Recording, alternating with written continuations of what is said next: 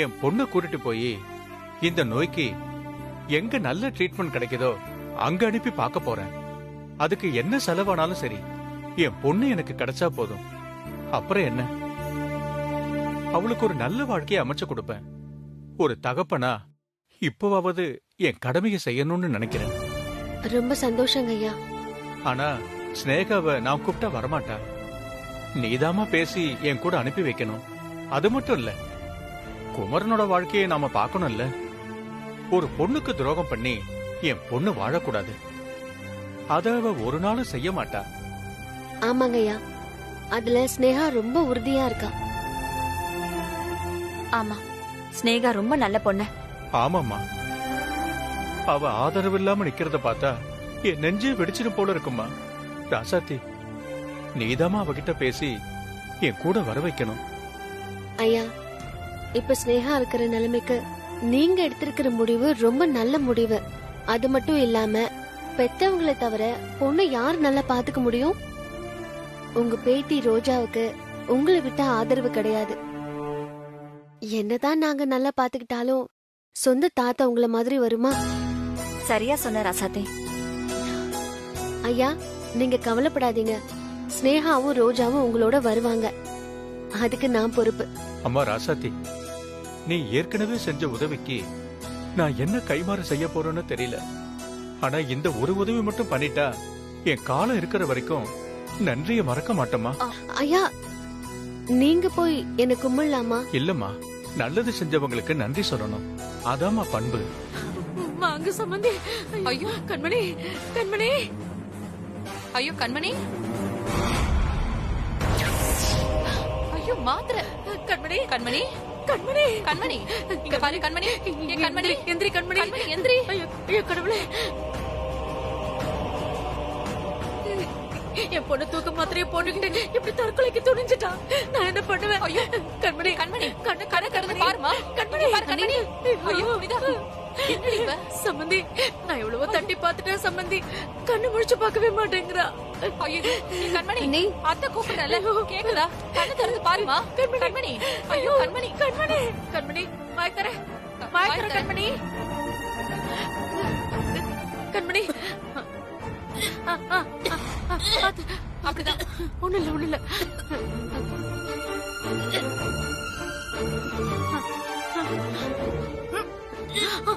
ஐயோ கண்மணி குடி. கண்மணி பாத்து பாத்து கண்மணி.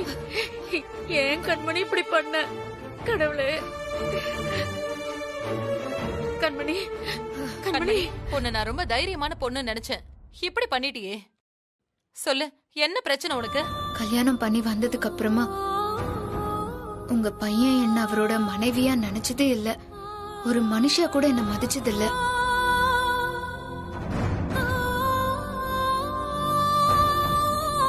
வெக்கத்தை விட்டு சொல்லணும்னா, கல்யாணம் ஆகி இவ்ளோ நாள் ஆச்சு, இன்னைக்கு வரைக்கும் எங்களுக்குள்ள எதுவுமே நடக்கல அத்தை.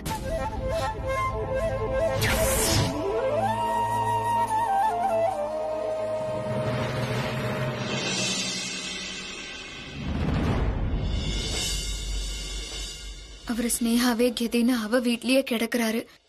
நீங்களும் என்ன ஏதுன்னு கேட்கவே மாட்டேங்கிறீங்க.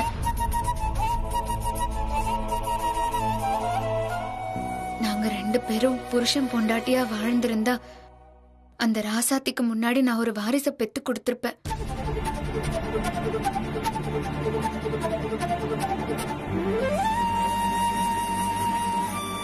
இப்போ ராசாத்தி மாசமா இருக்கா. ஊருக்குள்ள என்ன பேசிக்கிறாங்கன்னு தெரியுமா அத்தை? அந்த பெரிய வீட்டு மூத்த மருமக இவதா, இவ இன்னும் உண்டாகல மலடின்னு என் காது படவே பேசிக்கிறாங்க. அத என்னால தாங்கவே முடியல அத்தை. உங்க பேச்ச கேட்காம தான் அவர் அங்க போய் கிடக்குறாரு. இனிமே எங்க வரப்போறாரு? அதான் இந்த ஊரோட ஏச்சையும் பேச்சையும் அவமானத்தையும் தாங்கிக்கிறத விட போய் சேர்ந்துட்டா யாருக்கும் தொல்லை இருக்காதுல்ல. ஏ கண்மணி, உனக்கு என்ன பைத்தியமா புடிச்சிருக்கு? இப்படி எல்லாம் நடக்குதுன்னு என்கிட்ட ஒரு வார்த்தை சொல்லிருக்க கூடாதா? நான் குமரன் கிட்ட பேசிருப்பேன்ல. அவன் ஏதோ கோவத்துல போயிருக்கான், போய் கூப்பிட்டா வரப்போறான். அதுக்கு எதுக்கு இப்படி பண்ற? இல்ல அத்தை, அவரு திரும்ப இங்க வருவாருன்னு எனக்கு தோணல. நீ என்ன அவன் வரமாட்டான்னு சொல்ற? போய் 4 சாத்து சாத்தி நான் அவனை கூட்டிட்டு வரேன்.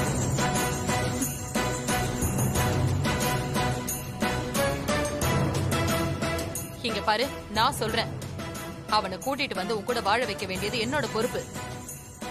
அது வரைக்கும் இந்த மாதிரி முட்டாள்தனமான வேலையெல்லாம் பண்ணாத, புரிஞ்சுதா? இங்க பாருடா, மனுஷனா பிறந்த ஒவ்வொருத்தனுக்கும் ஒவ்வொரு கடமை இருக்கு. அவ கழுத்துல தாலிய கட்டிட்டு இங்க இவ கூட வந்து இருந்தனா என்ன அர்த்தம்? இங்க பாரு, உன்னை கூட்டிட்டு வரேன்னு வீட்டுல சொல்லிட்டு வந்திருக்கேன். நீ என் கூட வந்துதான் ஆகணும். முதல்ல நீ கிளம்பு, போலாம். உடம்புக்கு முடியாத பொண்ணா இருக்கே, பாவம்னு நினைச்சேன். ஆனா இப்பதானே தெரியுது நீ எவ்வளவு பெரிய தில்லால் அங்கடியா இருக்கன்னு. அம்மா, நீங்க ரொம்ப நல்லவங்க. இந்த அளவுக்கு நீங்க பேசுறதுக்கு நானும் ஒரு காரணம் தான். என்ன தயவு செஞ்சு மன்னிச்சிருங்க. நீங்க கவலைப்படாதீங்க, அவரை சமாதானம் பண்ணி நான் அனுப்பி வைக்கிறேன். யாரோட வாழ்க்கையும் நான் கெடுக்கணும்னு நான் நினைக்கல. எனக்கு என் குழந்தை இந்த வீட்டோட வாரிசுன்னு ஆயிடுச்சு, அது போதும். நான் உயிரோட இருக்கிற வரைக்கும் என் குழந்தை கூட இருக்கணும்னு ஆசைப்படுறேன். மத்தபடி எனக்கு வேற எதுவுமே வேண்டாம். உங்க பிள்ளைய பத்தி நீங்க கவலைப்படாதீங்க. நீங்க நம்பிக்கையா வீட்டுக்கு போங்க. அவர் கண்டிப்பா உங்க வீட்டுக்கு திரும்ப வந்துருவாரு. இன்னைக்குள்ள இவன் வீட்டுக்கு வரணும், இல்லன்னா நான் என்ன பண்ணுவேன்னு எனக்கே தெரியாது. உங்க அம்மா தான் இவ்வளவு தூரம் உங்களை கூப்பிடுறாங்கல்ல, நீங்க போக வேண்டியதானே? அவங்கள வச்சுட்டு ஏதாவது பேசினா பெரிய பிரச்சனையாகும் தான் நான் எதுவும் பேசவே இல்லை. நான் இந்த ஊர்ல இருக்கிறதுனால தானே நீங்க போக மாட்டேன்னு சொல்றீங்க. நான் சென்னைக்கே போறேன். அப்புறம் நீங்க உங்க பொண்டாட்டி உங்க குடும்பம்னு நீங்க சந்தோஷமா இருங்க. என்னால தானே இவ்வளவு பிரச்சனையும். பேசாம நான் போயிடுறேன். என்ன ஸ்னேகா உளற? உன் உடம்புக்கு திடீர்னு ஏதாவது ஒண்ணு ஆச்சுன்னா நீ என்ன பண்ணுவ?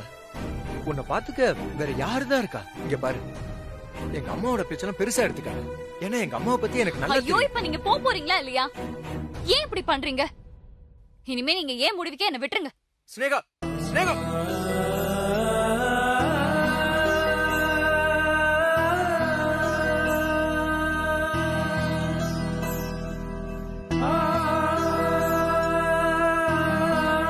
இங்க பாரு ஸ்னேகா, மறதிங்கிறது மனுஷனுக்கு இருக்கிற மிகப்பெரிய வரப்பிரசாதம். அதனாலதான் பழசெல்லாம் மறந்துட்டு எல்லாராலையும் ஒன்னா இருக்க முடியுது. அதே மாதிரிதான் உன் அப்பாவும் தான் பொண்ணுக்கு நல்ல வாழ்க்கை அமைச்சு கொடுக்கணுங்கிற அந்த ஒரே ஒரு எண்ணத்துக்காக தான் அன்னைக்கே ஒரு தப்பு பண்ணிட்டாரு.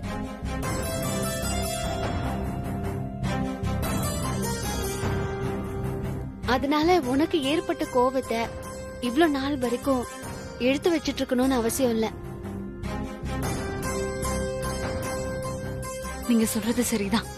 ஆனா இவரை பார்க்கும்போது என் மனசுல என்ன தோணுச்சோ அதத்தான் நான் வெளிப்படுத்தினேன். மத்தபடி இது பாரு ஸ்னேகா, உன் கோவம் எனக்கு புரியுது, அவருக்கும் தெரியுது.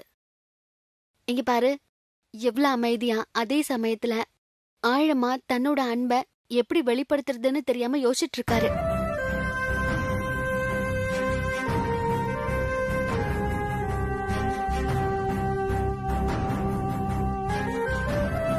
ஸ்னேகா,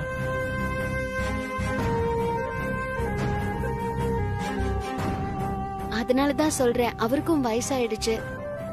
இந்த மாதிரி நேரத்துல உன் கூடயும் யாராவது இருக்கணும். கண்டிப்பா அவரு உனக்கு ஒரு நல்ல ட்ரீட்மெண்ட் கொடுத்து காப்பாத்துவாரு. நாங்க எல்லாரும் இருந்து உன்னை கவனிச்சுக்கிறத விட உன் அப்பா கூட இருந்து உன்னை பாத்துக்கிறது எவ்வளவு உயர்வான விஷயம் தெரியுமா? ஸ்னேகா, பழசெல்லாம் மனசுல வச்சுக்காம மறந்துட்டு உன் அப்பாவை ஏத்துக்கோ.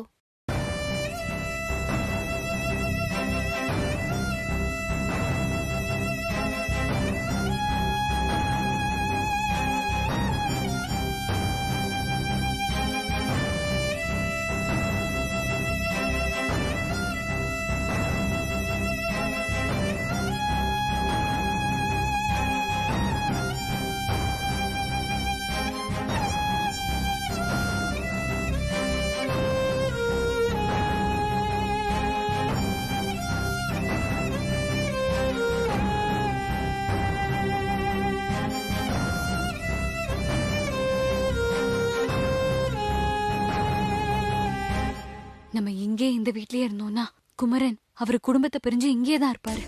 நம்மள விட்டு போக மாட்டாரு. அவர் அவங்க குடும்பத்தோட சேர்த்து வைக்கிறதுக்கு இதான் நல்ல வாய்ப்பு. எங்க ராசாத்தி சொல்றதா எனக்கும் சரின்னு படுது.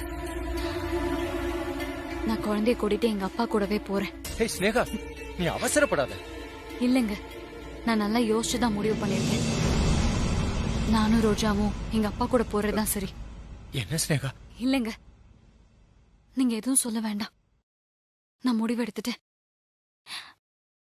இதான் சரின்னு எனக்கு தோணுது.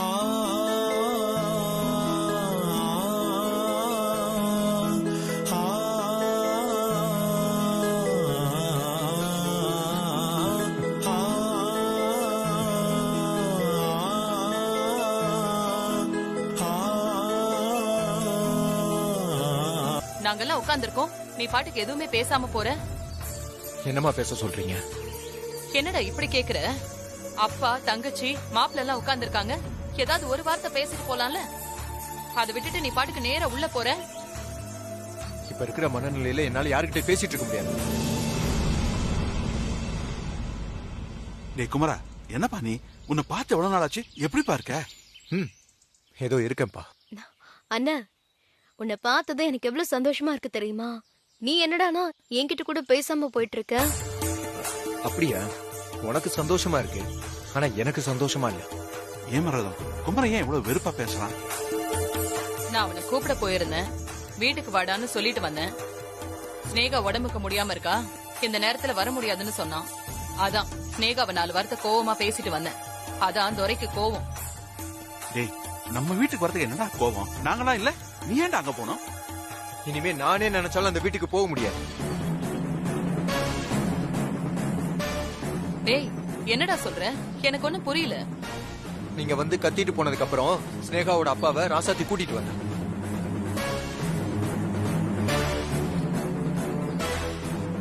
அவர் என் பொண்ணையும் பேத்தியும் கூட்டிட்டு போறேன், நானே ட்ரீட்மெண்ட் பாத்துக்கிறேன்னு சொல்லி கூட்டிட்டு போயிட்டேன்.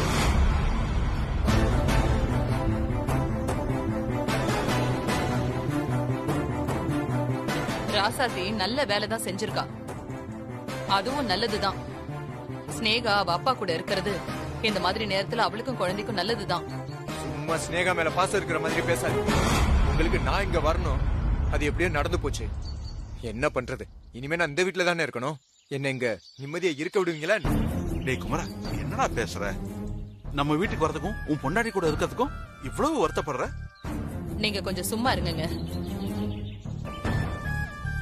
கல்யாணமாகி இத்தனை நாளைக்கு அப்புறமும் மன பொருத்தம் இல்ல, தின பொருத்தம் இல்லன்னு சாக்கு சொல்லி ஒரு பிரயோஜனமும் இல்ல. இத பாருடா, ஒரு குழந்தை குட்டின்னு வந்தா எல்லாம் சரியாயிடும். உங்களுக்குள்ள எந்த பிரச்சனை வந்தாலும் நான் பாத்துக்கிறேன்.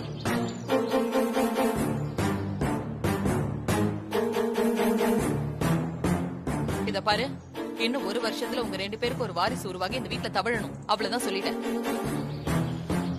என்னைக்கு நான் சொல்றதை நீங்க எல்லாம் கேட்டிருக்கீங்க. என்னமோ பண்ணி தொலைங்க.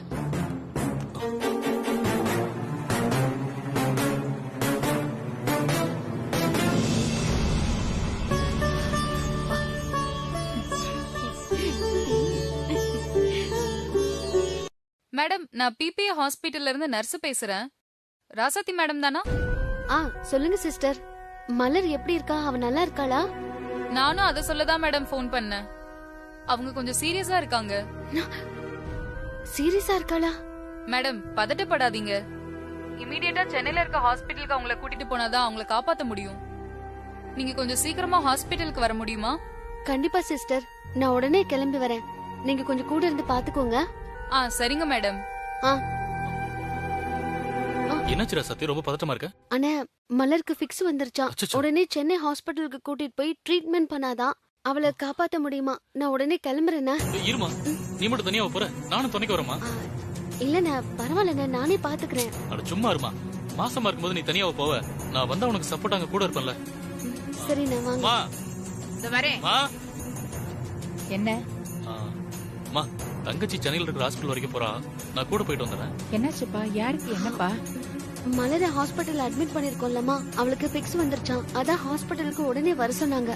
சரிப்பா, பார்த்து பத்திரமா போயிட்டு வாங்க. சரிம்மா, வாங்க. பாத்துக்கங்க. கண்மணி, மாமா அத்தை கால்ல விழுந்து ஆசீர்வாதம் வாங்கிக்க. சரிம்மா. வா. 2 பேரும் என்ன ஆசீர்வாதம் பண்ணுங்க. நல்லா நல்லா இருமா நல்லா இரு கண்மணி. கண்மணி, இதே நாள்ல அடுத்த வருஷம் இந்த வீட்ல இந்த குடும்பத்தோட வாரிசா ஒரு குழந்தை தவழணும், புரியுதா? சரிங்க அத்தை. புனிதா, அண்ணிய கூட்டிட்டு போய் ரூம்ல விட்டுட்டு வா. வாங்க.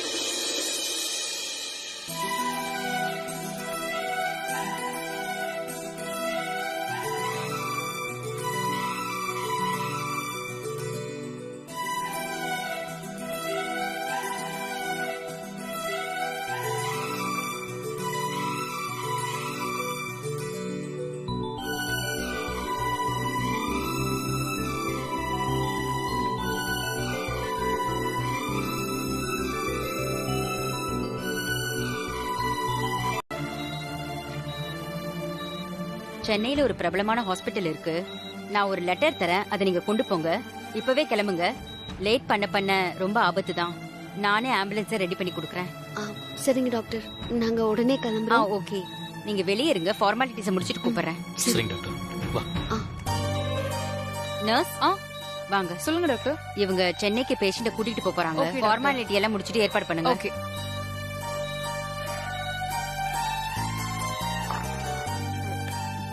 ரசதி, டாக்டர் என்னமா சொன்னாங்க? ஒண்ணும் இல்லம்மா, மலருக்கு ஒரு சின்ன ஆபரேஷன் பண்ணணுமா, சென்னைக்கு கூட்டிட்டு போக சொல்லிருக்காங்க. என்னமா சொல்ற? சென்னைக்கா? ரொம்ப செலவாகுமேமா. நான் காசு பணத்துக்கு என்னமா பண்ணுவேன்? ஐயோ கடவுளே, நான் என்ன பண்ணுவேன்? அம்மா, மலர் ரொம்ப நல்ல பொண்ணு. ஊர்ல நடக்கிற அநியாயத்தை வெளியில கொண்டு வந்ததுனால இப்போ இங்க வந்து படுத்து கிடக்குறா. அவளை நல்லாக்கி பழைய நிலைமைக்கு கொண்டு வர்றது என் பொறுப்பு. நாங்க பாத்துக்கிறோம். நீங்க கூட வாங்க, அது போதும். ரசதி, நீ ரொம்ப நல்லா இருக்கணுமா. ஏதோ என் பொண்ணு போன ஜென்மத்துல புண்ணியம் பண்ணிருக்கா. அவளை காப்பாத்த நீ கடவுள் மாதிரி வந்திருக்க. அம்மா அழாதீங்க, மலர் கண்டிப்பா மீண்டு வருவா. நீங்க கவலைப்படாதீங்க.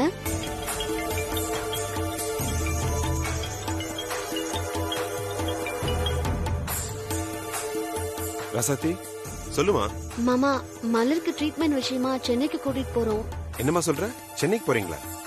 ஆமா மாமா, நானும் அண்ணனும் போறோம். அங்க போய் அட்மிட் பண்ணிட்டு நான் உங்களுக்கு கால் பண்றேன், சரியா? சரிமா ரசதி, பார்த்து பத்திரமா போயிட்டு வாங்க. சரி, போலாம் அண்ணன்.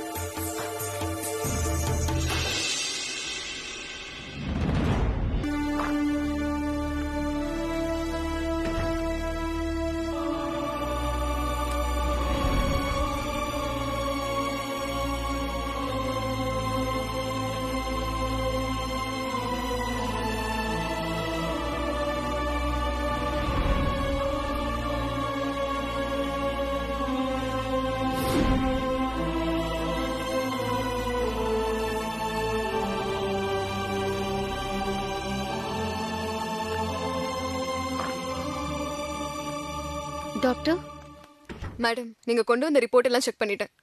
தலையில அடிபட்டதுனால பிரெயின்ல பிளட் கிளாட் ஆயிருக்கு. அது ரொம்ப சின்ன நரம்புல இருக்கு. கண்டிப்பா ஆபரேஷன் பண்ணி தான் ஆகணும்.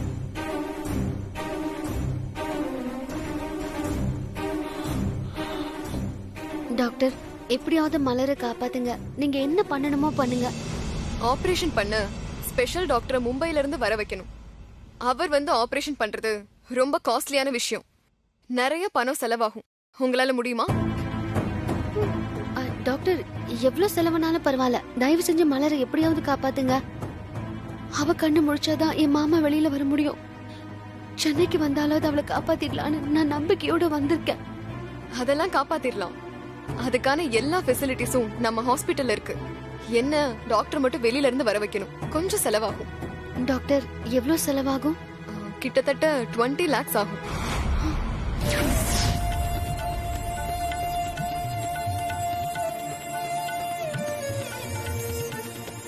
அந்த பொண்ணு உனக்கு தெரிஞ்ச பொண்ணு, நம்ம குடும்பத்துல ஒருத்தியா வேற பழகிட்டா. அதனால எப்படியும் நாம அவளை காப்பாத்தி தான் ஆகணும். அதுதான் மனிதாபிமானமும் கூட. ஆமாங்க, பாவம் அந்த பொண்ணு. நிச்சயம் பண்ண போறேன்னு அவ ஆசையா வந்து நம்ம கிட்ட சொல்லிட்டு போனா. ஆனா இப்படி படுத்த படுக்கை ஆயிட்டா. அவளை எப்படியாவது காப்பாத்தணுங்க. அதுதான் எப்படின்னு தெரியல. ரசத்தி, நீ வருத்தப்படாத. நம்ம மில் அக்கவுண்ட்ல இருந்து பணத்தை எடுக்க நான் ஏற்பாடு பண்றேன். அந்த பொண்ணு உயிர், அப்புறம் இனிய, இதுக்கு உதவாத பணம் அப்புறம் எதுக்கு? நான் உடனே போய் அண்ணன் கிட்ட பேசி பணத்தை வாங்கிட்டு வந்துடுறேன்.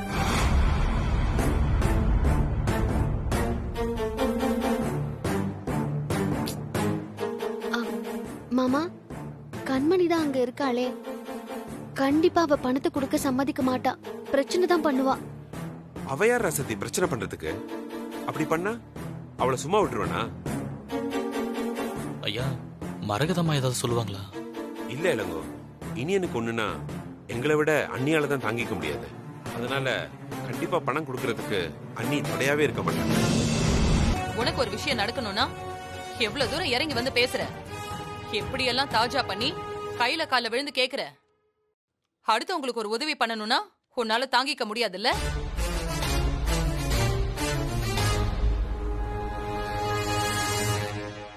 உன் புருஷனை வர வைக்க என்ன டிராமா எல்லாம் போட்ட?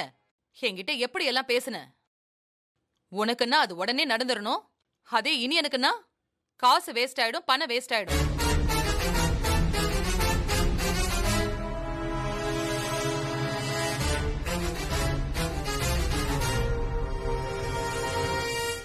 இங்க பாரு, இந்த பெரிய குடும்பத்துல எல்லாருமே எனக்கு முக்கியம்தான். இதே மாதிரி நீ பேசிட்டு இருந்த அப்புறம் அவ்வளவுதான் சொல்லிட்டேன்.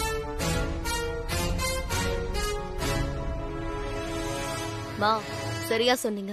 இனி என்ன இருக்க நிலைமையில இவங்க எப்படிதான் இப்படிலாம் பேசுறாங்களோ தெரியல.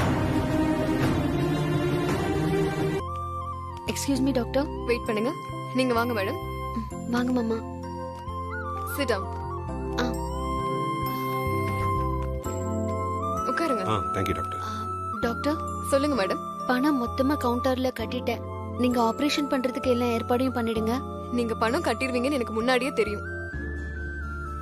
ஆல்ரெடி மும்பை டாக்டருக்கு இன்ஃபார்ம் பண்ணிட்டோம். அவர் ஃபிளைட்ல வந்துட்டு இருக்காரு. நீங்க எதுக்கும் கவலைப்படாதீங்க. அவர் வந்த உடனே இமீடியட்டா ஆபரேஷன் ப்ரொசீஜர் ஸ்டார்ட் பண்ணிடலாம். ரொம்ப நன்றி டாக்டர். டாக்டர். சொல்லுங்க மேடம். மலருக்கு போலீஸ் பாதுகாப்பு கேட்டிருந்தேனே டாக்டர். மேடம், நான் இன்ஸ்பெக்டருக்கு இன்ஃபார்ம் பண்ணிருக்கேன். இன்னைக்கு நைட்டுக்குள்ள பாதுகாப்புக்கு 2 கான்ஸ்டபிள அனுப்புறதா சொல்லிருக்காங்க. டாக்டர், இது கொஞ்சம் கிரிட்டிக்கலான விஷயம். இந்த கேஸ்ல பெரிய ஆளுங்கெல்லாம் சம்பந்தப்பட்டிருக்காங்க. அதுக்காக தான் பாதுகாப்பு கேட்டிருந்தேன். மேடம், அவங்க கண்டிப்பா பாதுகாப்புக்கு வந்துருவாங்க. நீங்க ஒண்ணும் கவலைப்படாதீங்க. அது மட்டும் இல்ல மேடம், நீங்க தான் இத்தனை பேர் இருக்கீங்களே, பாத்துக்கலாம், வந்துருவாங்க. ரொம்ப நன்றி டாக்டர். நீங்க வெயிட் பண்ணுங்க. மும்பை டாக்டர் வந்த உடனே உங்களுக்கு இன்ஃபார்ம் பண்றோம். சரி. ஹலோ. வணக்கம் டாக்டர். நான் வாழ வைக்கும் வானவில் கட்சி தலைவர் ஏகாம்பரம் பேசுறேன். சொல்லுங்க சார், எப்படி இருக்கீங்க? இப்ப வரைக்கும் நான் நல்லா இருக்கேன். இனிமேலும் நான் நல்லா இருக்கணும்னா அது உங்களால மட்டும்தான் முடியும். என்ன சார் சொல்றீங்க? Any problem? ஆமா டாக்டர், உங்க ஹாஸ்பிட்டல்ல மலருங்கிற ஒரு பொண்ணை அட்மிட் பண்ணிருக்காங்க. அவன் நினைவு திரும்ப கூடாது. நினைவு திரும்பாமலேயே அவ கதையை நீங்க முடிச்சிடணும். அவளுக்கு ஆபரேஷன் பண்ண வர்ற டாக்டரை சரி பண்ணி அவர்கிட்ட பேசி அவளை க்ளோஸ் பண்ணிருங்க. எவ்வளவு பணம் வேணாலும் நான் தர்றேன். என்ன சார் சொல்றீங்க? செய்யும் தொழில தெய்வமா மதிக்கிறவனா? இந்த ஹாஸ்பிட்டலை ரன் பண்ண கோடிக்கணக்கில் பணம் தேவைதான். ஆனா அதுக்காக என் தொழிலுக்கு துரோகம் பண்ண மாட்டேன். என்ன டாக்டர், தொழில் அது இதுன்னு சொல்றீங்க? லாபம் பார்க்க வேண்டாமா? பதட்டப்படாம நான் சொல்றத மட்டும் செய்யுங்க. நீங்க என்ன கேட்டாலும் நான் பண்ணி தர்றேன். இங்க பாருங்க, நீங்க ஒரு அரசியல் கட்சி தலைவர். மக்கள் மத்தியில உங்களுக்கு ஒரு நல்ல பேர் இருக்கு.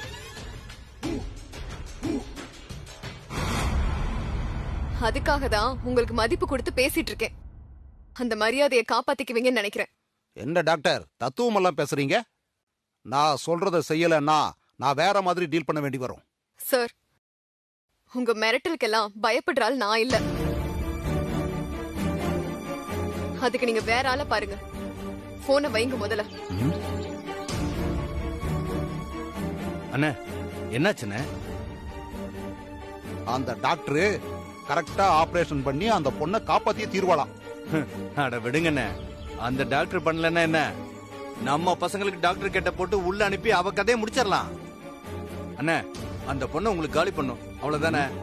அத நான் பாத்துக்கிறேண்ணே. நீங்க எதுக்கு மனசு போட்டு உழப்பிக்கிறீங்க? நான் பாத்துக்கிறேன், விடுங்கண்ணே. வண்டியில இருங்கண்ணே, வீட்டுக்கெல்லாம் போய் கவலைப்படுங்க. மேடம், டாக்டர் உடனே ஆபரேஷன் பண்ணிடலாம்னு சொல்லிட்டாரு. சரிங்க டாக்டர். பேஷண்ட்க்கு உடனே ஆபரேஷன் ஸ்டார்ட் பண்ணிடுறோம். Okay doctor, thank you. வாங்க டாக்டர்.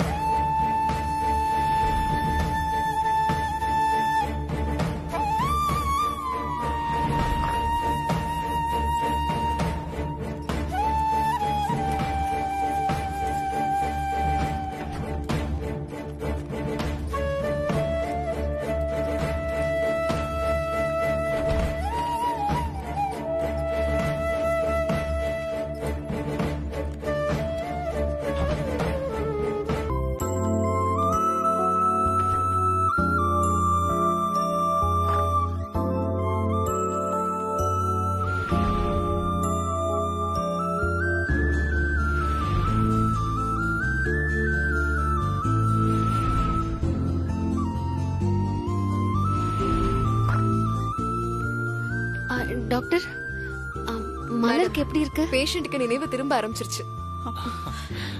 தொடர்ச்சியா ட்ரீட்மெண்ட் கொடுக்கும்போது நார்மல் கண்டிஷனுக்கு வந்துருவாங்க. கடவுளே, குழந்தையை காப்பாத்து. நாங்க உள்ள போய் பார்க்கலாமா? ஷூர். டிஸ்டர்ப் பண்ணாம கொஞ்சம் சைலண்டா நின்னு பாத்துட்டு வந்துருங்க. Thank you doctor. சரி, வாங்கம்மா, உள்ள போய் பார்க்கலாம்.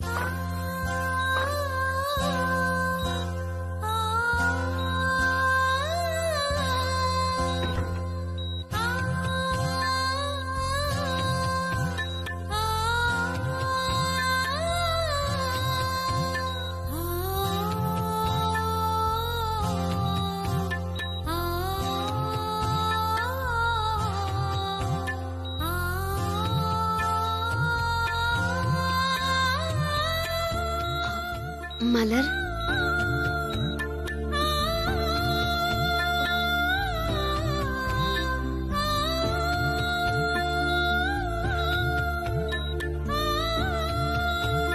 அத்தை கிட்ட பேசி 20 லட்சம் ரூபாய் பணத்தை வாங்கிட்டு வந்து ஆபரேஷனை பண்ணி முடிச்சிட்டாலே. இது எதுக்காக கண்மணி? இனி என்னை எப்படியாவது வெளியில கொண்டு வரணும், நம்ம அண்ணனை எப்படியாவது உள்ள தள்ளணும் தான் இவ்வளவும் பண்ணிக்கிட்டு இருக்கா.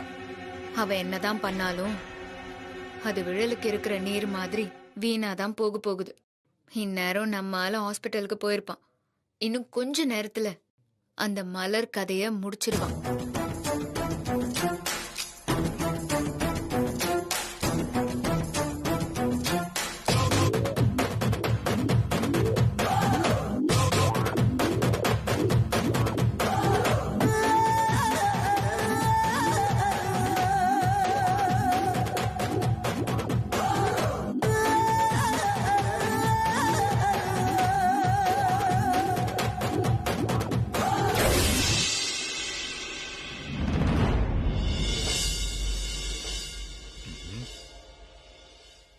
யோ சார், கேண்டீன்ல போய் இட்லி சாப்பிட்டு வந்துருவோம், வாயா. நீங்க போய் சாப்பிட்டாங்க சார். நீங்க வந்ததுக்கு அப்புறம் நான் போயிட்டு வரேன் சார். யோ, கேண்டீன் பக்கத்துல தான் இருக்கு. 10 நிமிஷத்துல என்ன ஆயிட போகுது, வாயா. போலாம்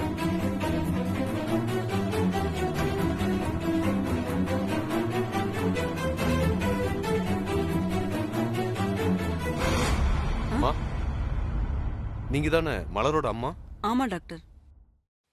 இந்த மெடிசன் எல்லாம் வாங்கிட்டு வாங்கம்மா. என் பொண்ணுக்கு வேற டாக்டர் தான் வைத்தியம் பார்த்தாங்க. இப்ப நீங்க வந்திருக்கீங்க. அம்மா, அது அவரு பகல் டியூட்டியில வேலை செய்யறவருமா. நான் நைட் டியூட்டி பாக்குற டாக்டர்மா. உங்க பொண்ணு குணமாகணுமா வேண்டாமா? டாக்டர், தெரியாம கேட்டுட்டேன்.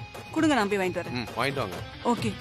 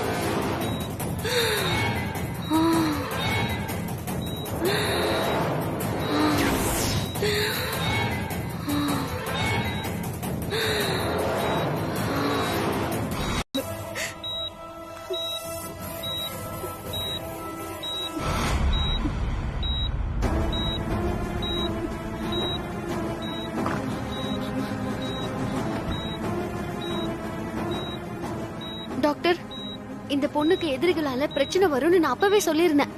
இப்ப பாருங்க என்னாச்சுன்னு. திடீர்னு டியூட்டில இருந்த நர்ஸா ஆளை காணோம், பாதுகாப்பா இருந்த போலீஸையும் காணோம். இங்க என்ன நடக்குதுன்னு எனக்கு ஒண்ணுமே புரியல. சிஸ்டர், இங்கே தானே உங்களுக்கு டியூட்டி, எங்க போனீங்க? இங்கதான் இருந்தேன் டாக்டர். ஸ்டாஃப் ரூம் வரைக்கும் போயிட்டு வரலான்னு போனேன் டாக்டர். ஸ்டாஃப் ரூம்ல உங்களுக்கு என்ன வேலை? இப்போ இவங்களுக்கு ஏதாவது ஒண்ணு ஆயிருந்தா யாரு ரெஸ்பான்சிபிலிட்டி? நீங்களா பண்ணுவீங்க? நீங்க என்ன பண்ணாலும் ஏன் தலை தான் உருளும். Sorry doctor. Sorry madam. நான் தான் உங்களுக்கு ஃபோன் பண்ணி இன்ஃபார்ம் பண்ணேன். கொஞ்சம் அர்ஜென்ட்டா போக வேண்டியது இருந்தது. சிஸ்டர், நீங்க சொல்றது ஒரு பொண்ணு எனக்கு புரியுது. ஆனா மலர் தான் எனக்கு வாழ்க்கை. இதுக்காக எவ்வளவு கஷ்டப்பட்டு எவ்வளவு பணம் செலவு பண்ணி சோறு தண்ணி சாப்பிடாம திருக்கடை கொன்றதுக்கும் சென்னைக்கும் அலைஞ்சுகிட்டு இருக்கோம். தயவு செஞ்சு கொஞ்சம் புரிஞ்சு நடந்துக்கோங்க. Madam, please calm down. எங்க ஹாஸ்பிட்டல்ல இது வரைக்கும் இது மாதிரி நடந்ததே இல்ல. இதுதான் ஃபர்ஸ்ட் டைம். இனிமே இது மாதிரி நடக்காம பாத்துக்கிறோம். நீங்க ஒண்ணும் பயப்படாதீங்க. மலருக்கு சரியாயிடுச்சு. அவங்களுக்கு கண்டிப்பா நினைவு திரும்பி நல்லா பேசுவாங்க.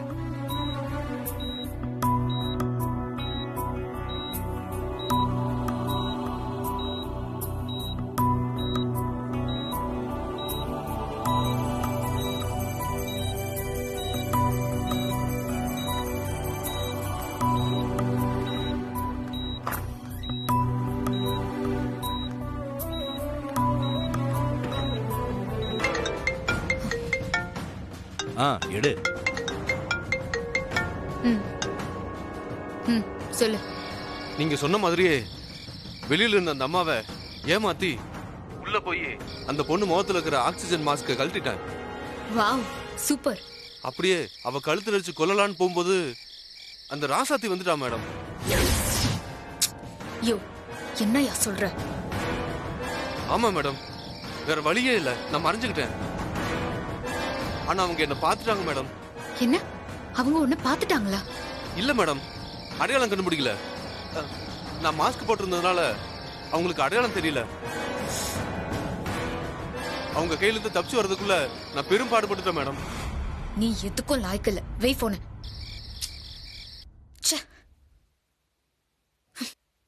அந்த ராசாத்தி வந்து காப்பாத்திட்டாங்க. என்ன பிளான் பண்ணாலும் எதுவும் ஒர்க் அவுட் ஆக மாட்டேங்குது. கண்மணி, இப்ப அண்ணன் கிட்ட சொன்னா அண்ணன் வேற கோவப்படுவாரு.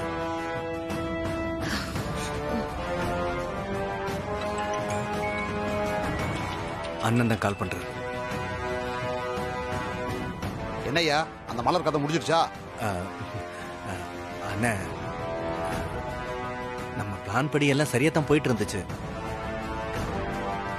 கடைசி நேரத்துல அந்த ராசாத்தி வந்து காரியத்தை கெடுத்துட்டா. வேலை சொன்னா உருப்படியா பண்றது இல்லையா? பையா போட.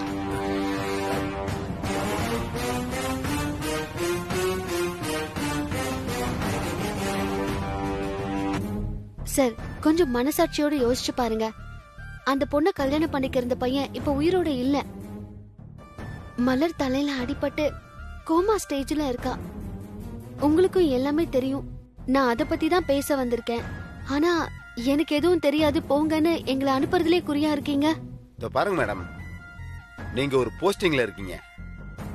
உங்களுக்கு ஒரு தடவை சொன்னா புரியும் நினைக்கிறேன். எனக்கு யாரையும் தெரியாது. நீங்க கிளம்புங்க. நீங்க பொய் சொல்றீங்கன்னு உங்க பதட்டம் படபடப்புல இருந்தே தெரியுது. நீங்க பொய் தான் சொல்றீங்கன்னு நான் ஆரம்பத்திலே கண்டுபிடிச்சிட்டேன். எங்களுக்கு தெரியுங்கிறது உங்களுக்கும் தெரியுது. அப்புறம் ஏன் சார் இப்படி? பாருங்க, நான் யார பத்தியும் பேச விரும்பல. நீங்க கிளம்பலாம். சார், உங்களோட வேலையை பத்தி உங்களுக்கே தெரியல. இந்த நாட்டுல நடக்கிற அத்தனை விஷயங்களையும் மக்கள் கிட்ட கொண்டு போய் சேர்க்கிற உன்னதமான வேலை உங்களோட வேலை. பல வருஷமா நடந்துட்டு இருந்த வியட்நாம் போரை பத்தி உங்களுக்கு தெரியுமா? எவ்வளவோ மக்கள் இறந்தாங்க. எத்தனையோ நாடுகள் சமாதானம் பண்ணுச்சு. ஆனா போரை நிறுத்த முடியல. எப்படி முடிவுக்கு வந்துச்சுன்னு தெரியுமா? ஒரு பத்திரிகை ரிப்போர்ட்டர் போட்ட ஒரே ஒரு போட்டோ தான்.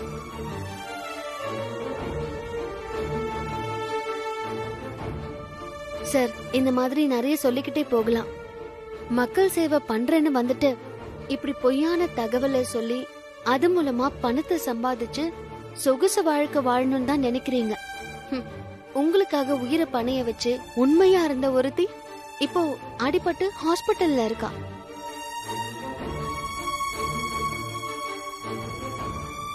உண்மையிலேயே நீங்க செய்யற தொழிலுக்கு உண்மையா இருக்கீங்கன்னா இவ்ளோ நேரம் நாங்க கேக்குறதுக்குள்ளேயே நீங்க சொல்லிருப்பீங்க. சரி பரவாயில்ல விடுங்க.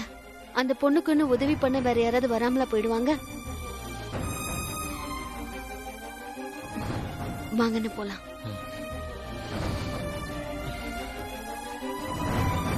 ஒரு நிமிஷம் சார், உட்காருங்க.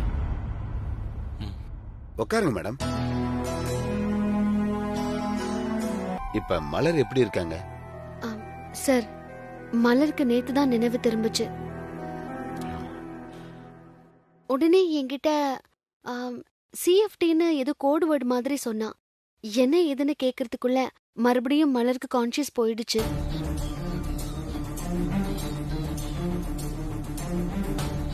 சிஎஃப்டினா என்ன அர்த்தம் சார்? சிஎஃப்டில சிஎஃப்ன்றது கேமரா ஃபுட்டேஜ், அதுல டீங்கிறது எந்த ஒரு ஆபரேஷனுக்கும் போகும்போது கேமராவை ஒரு இடத்துல முன்னாடியே மறைச்சு வைப்பாங்க. அங்க நடக்கிற சம்பவங்களை அந்த கேமரா படம் பிடிச்சு வச்சிருக்கோம். ஒரு சில நேரம் அந்த இடத்துல இருந்து ஓட வேண்டிய சூழ்நிலை வந்துச்சுன்னா அங்கிருந்து எஸ்கேப் ஆகி திரும்பி வந்து அந்த வீடியோ ஆதாரத்தை எடுத்துக்குவாங்க. சார், அப்போ அந்த டீக்கு என்ன அர்த்தம்? அதுதான் அந்த கேமரா வச்ச இடம். டீ மீன்ஸ் ட்ரீயா இருக்கலாம், இல்ல டவரா இருக்கலாம், இல்ல டேங்கா கூட இருக்கலாம். சம்பவம் நடந்த இடத்துல என்ன இருந்துச்சுன்னு பாருங்க. சார், அங்க ஒரு மரம் இருந்தது. நான் லாயர் கூட போகும்போது பார்த்தேன். அப்ப கண்டிப்பா கேமரா அந்த மரத்துல தான் இருக்கும்.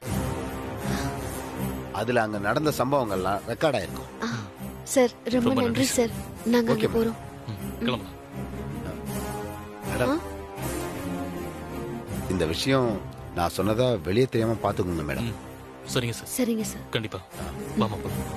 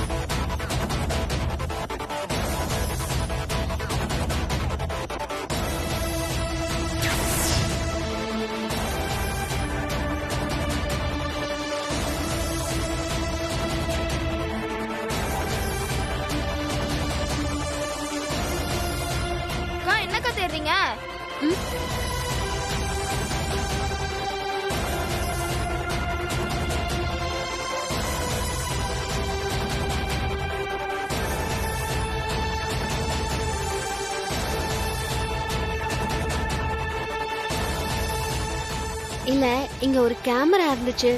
அதத்தான் தேடிக்கிட்டு இருக்கோம். நீங்க யாராவது பாத்தீங்களா?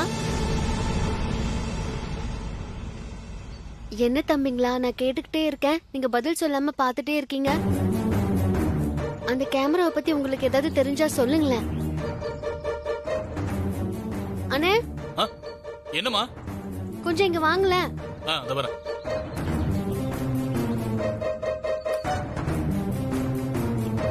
என்னமா? அண்ணே, அந்த கேமராவை பத்தி இந்த பசங்களுக்கு எதுவும் தெரியும்னு நினைக்கிறேன். கொஞ்சம் விசாரிச்சு பாருங்களேன். டேய் தம்பிகளா, உங்களுக்கு கேமரா பத்தி ஏதாவது தெரிஞ்சா சொல்லுங்கடா. அது ஆன்டிக்கு ரொம்ப முக்கியமான கேமராடா. இங்க கொஞ்ச நாளைக்கு முன்னாடி கூட ஒரு கெட்ட சம்பவம் நடந்தது தெரியுமா உங்களுக்கெல்லாம்?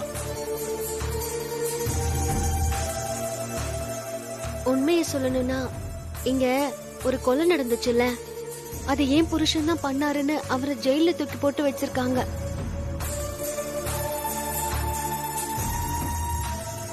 செய்யாத தப்புக்கு அவர் ஜெயில தண்டனை அனுபவிச்சுட்டு இருக்காரு.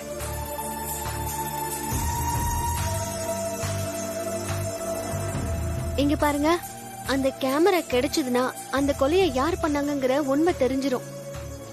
அத வச்சு நான் என் வீட்டுக்காரரை வெளியே எடுத்துருவேன். அக்கா இந்த பையன் தான் அந்த கேமரா வச்சிருக்கான். அது ஒர்க் ஆகல. ஏன் ஒர்க் ஆகலன்னு பாக்குறதுக்காக கேமரா உடைச்சிட்டோம். கேமரா இவங்கிட்ட தாங்க இருக்கு. உடைச்சிட்டீங்களா? ஏய் என்னடா பண்ணி வச்சிருக்கீங்க? கொடுங்கடா கேமராவை. சரி, அதான் கேமரா உடைஞ்சிருச்சுல, அதையாவது எங்க கிட்ட கொடுத்துருங்களா. ஏன் அந்த அக்கா கேக்குறாங்களா? குடுறா. ஏய் குடுறா. இந்தாங்க அங்கிள்.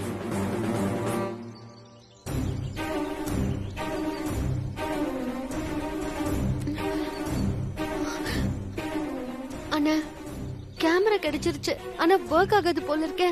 குடும்பம் நல்லா உடைஞ்சிருக்கு. ஒண்ணும் ஆகாது விடு. என்னடா பண்ணி வச்சிருக்கீங்க?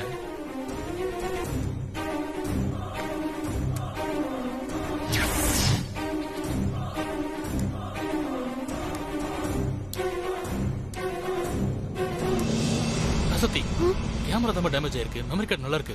இத பாரு, கம்ப்யூட்டர்ல போட்டு இதை கனெக்ட் பண்ணோம்னா ஃபுட்டேஜ் எடுத்துடலாம். தம்பிங்களா, உங்க எல்லாருக்கும் ரொம்ப நன்றிப்பா. எனக்கு நீங்க எல்லாரும் மிகப்பெரிய உதவி பண்ணிருக்கீங்க. ரொம்ப நன்றி. நீங்க எல்லாரும் நல்லா இருக்கணும். சரியா? சரி வாடா வாடா போலாம்டா. வாங்கடா வாங்கடா விளையாட போலாம். இங்க பாருங்க, நான் சொல்றத கொஞ்சம் கவனமா கேளுங்க. நம்ம பஞ்சாயத்து யூனியன் சேர்மன் ராசாத்தி இருக்கால? ஆமா மேடம், தெரியும். சொல்லுங்க மேடம். ராசாத்தி இப்போ கர்ப்பமா இருக்கா.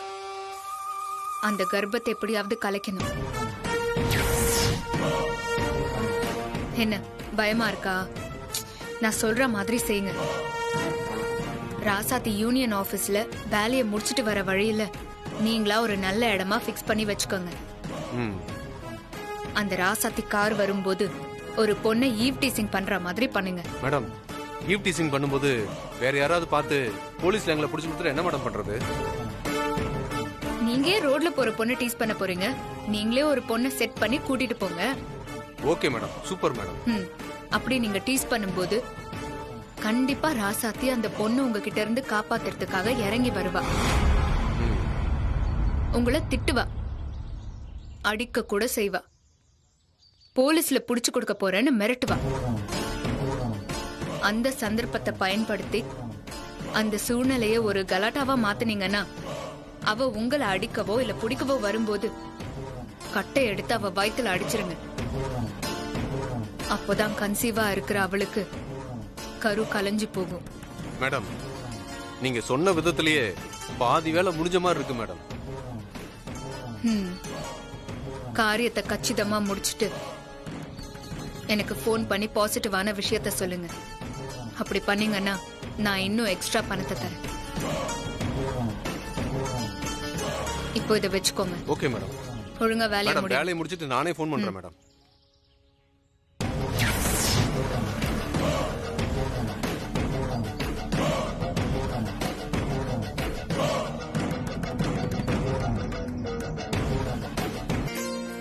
ஏமா என்ன உனக்கு ராசாத்தி அண்ணி மேல திடீர்னு இவ்ளோ பாசம்? புள்ளத்தாச்சியா இருக்கால, இந்த மாதிரி சத்தான உணவு எல்லாம் செஞ்சு கொடுத்தோம்னா பிறக்க போற குழந்தை நல்ல ஆரோக்கியமா பிறக்கும். அதுக்குதான். இப்பதாமா புரியுது. உனக்கு ராசாத்தி அண்ணி மேல பாசம் இல்ல, பிறக்க போற குழந்தை மேலதான் பாசம். நான் சொல்றது கரெக்ட் தானே? என்னடி நீ இந்த காலத்துல இப்படி இருக்க? புள்ள எங்க இருக்கு? ராசாத்தி வயித்துல தானே. அப்ப ராசாத்தி நல்லா இருந்தா தானே குழந்தை ஆரோக்கியமா பிறக்கும். இந்த நல்ல கிண்டி விடு. ஊத்து. மரகதம், உன்னோட சொந்த மருமகளுக்கு ஒரு குழந்தை பிறக்கல, மகனும் மருமகளும் சேர்ந்து வாழல, அத பத்தி எல்லாம் உனக்கு கவலை இல்ல. இத்தனை நாளா ராசாத்தி வேண்டாம் வேண்டான்னு சொல்லிட்டு இருந்த நீ, அவ கூட சண்டை போட்டுக்கிட்டு இருந்த நீ, இன்னைக்கு அவ கர்ப்பமா இருக்கான்னு தெரிஞ்சது இவ்வளவு தூரம் அக்கறை எடுத்துக்கிறல்ல. ஏதாவது பண்ணணுமே. வாசனை எப்படி ரெடி ஆயிடுச்சம்மா? ஆஹா, சூப்பரா வந்திருக்குடி. உன் கையாலேயே சூப்பரா பண்ணிட்ட நீ. என்னையும் என் பொண்ணையும் எல்லாரும் சேர்ந்து அவமானப்படுத்துனீங்கல்ல. நீங்க ஆசையா எதிர்பார்த்துட்டு இருக்கிற இந்த குழந்தை பிறக்காமலேயே போயிட்டா என் பொண்ண சந்தோஷப்படுத்தின மாதிரியும் இருக்கும், உங்களை பழி வாங்கின மாதிரியும் இருக்கும். சரி புனிதா, இது அந்த தட்டுல கொட்டி ஆற வச்சு ஒரு டப்பால போட்டு பேக் பண்ணி எடுத்து வச்சிரு. நான் போய் தலைக்காய வச்சுட்டு ரெடி ஆயிட்டு வரேன். சரிம்மா. சரி.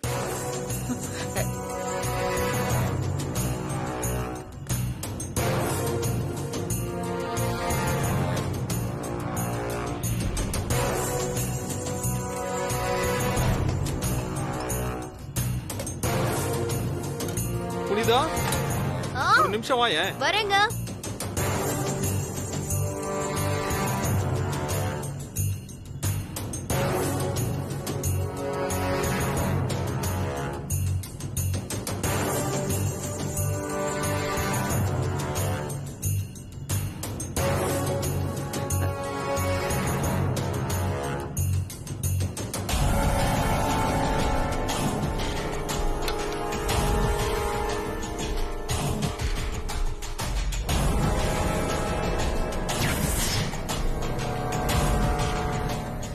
இந்த பவுடர் உங்க கர்ப்பத்தை கலைச்சிடுண்டி.